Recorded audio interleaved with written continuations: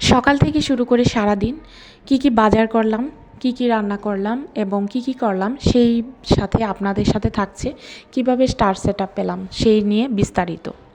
Hello বন্ধুরা, আসসালামু আলাইকুম। কেমন আছেন সবাই? আশা করছি নিশ্চয়ই ভালো আছেন, আমিও ভালো আছি। আপনাদের সাথে নতুন আরেকটি ব্লগ ভিডিও নিয়ে চলে আসলাম। তো দেখতেই পাচ্ছেন বাজার থেকে টুকটাক জিনিস নিয়ে এসেছি এবং ডেকোরেশনের কিছু জিনিস নিয়ে এসেছি, যেহেতু আমি ভিডিও বানাই। আর সেখানে সকালবেলার তার তরতাজা শাকসবজি নিয়ে এসেছি। তো এই যে আপনাদের সাথে সব কিছুই শেয়ার করতেছি। আপনাদের আশা করি নিশ্চয়ই ভিডিওটিও ভালো লাগবে। তো ভালো লাগলে অবশ্যই আমার ভিডিওটিতে লাইক, কমেন্ট এবং আমার চ্যানেলটাকে বা ফেসবুক পেজটাকে আপনারা ফলো করবেন। তো আপনাদের সাথে শেয়ার করতে করতে অবশ্যই আরেকটি কথা আমার বলতেই হবে, সেটা হচ্ছে আমি 1 মাস কাজ করি স্টার সেটআপ পেয়েছি। আমার পেজটা যদিও অনেক আগে খোলা, কিন্তু মাঝখানে এতদিন আমি সিরিয়াসলি কাজ করিনি। যখন কাজ করা শুরু করেছি বিভিন্ন ভিডিও দেখি এবং সকলের যে ভিডিওগুলো থাকে, তারপর হচ্ছে বিভিন্ন ভিডিও রান্নার বা ফেসবুক নিয়ে বিভিন্ন সমস্যার সমাধান, এইগুলা ভিডিও এবং ফেসবুক পোস্ট এগুলা দেখে যেটা শিখতে পেরেছি এবং তাদের কাছ থেকে জানতে পেরেছি, সেগুলা শুনে আমি সেই মতো কাজ করেছি।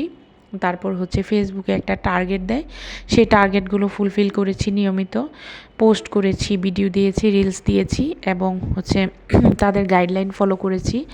তারপর হচ্ছে আমি প্রতিদিন অন্যের পোস্টে লাইক, কমেন্ট এবং ফলো দেওয়া অন্যের চ্যানেল বা অন্যের পেজগুলো, এগুলো করে দেখা গেছে যে আমি টানা 1 মাস করেছি। তো আমার ফেসবুকে স্টার সেটআপ চলে এসেছে। যদি আপনারা সাপোর্ট করেন ভবিষ্যতে হয়তো মনিটাইজেশন চলে আসবে। তো এখন আমি এখান থেকে কিছু মাছ ভেজে নিয়েছি, আর এখানে বাকিগুলো তরকারি রান্না করে নিব। সাথে থাকবে আমার সবজি এবং একটা শুটকি মাছেরও তরকারি রান্না করে নিব সবজি নিয়ে।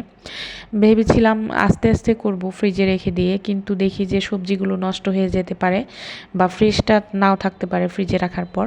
সেই জন্য ভাবলাম ছোটো বাচ্চা, কখন দেখা যাবে যে রান্নার সময় পাবো, কখন পাবো না। সেই জন্য আমি চিন্তা করে একসাথে সবগুলা রান্না করে নিয়েছি, যাতে আমার পরবর্তীতে কোনো প্রকার সমস্যা না হয়, অসুবিধা না হয় কাজ করতে গিয়ে। সেই জন্য আমি দেখা গেছে যে বেশি করে মাছ দিয়ে তরকারি রান্না করে রেখেছি, সেটা ফ্রিজে যেন যে কয় বেলাই থাকে খাওয়া যায়, তরকারিটাও মানে ভালো থাকে যেন, বা সবজিটাও যেন একবারে নষ্ট না হয়ে যায়।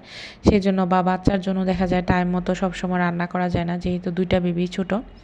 তো বাসায় মানুষ থাকলেও দেখা যায় যে 2টা বেবির পিছনে অনেক সময় দিতে হয়, সবাই মিলেও তাদেরকে মানে রাখতে গিয়ে কষ্ট হয়ে যায়।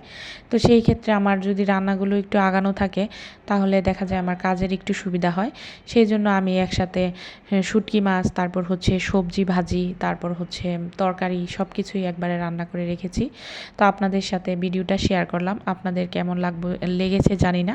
যদি ভালো লেগে থাকে অবশ্যই লাইক, কমেন্ট এবং শেয়ার করবেন, আর আমার পাশে থাকবেন, আমিও আপনাদের পাশে থাকব।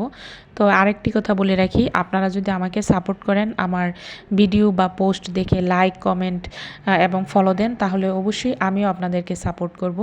আপনাদের ভিডিও নিয়মিত দেখব এবং লাইক করব, কমেন্ট করব এবং আপনাদেরকেও সাপোর্ট করব, শেয়ার করব। আপনারা সবাই আমার পাশে থাকবেন, আমিও আপনাদের পাশে থাকব। সকলেই ভালো থাকবেন। আল্লাহ হাফেজ।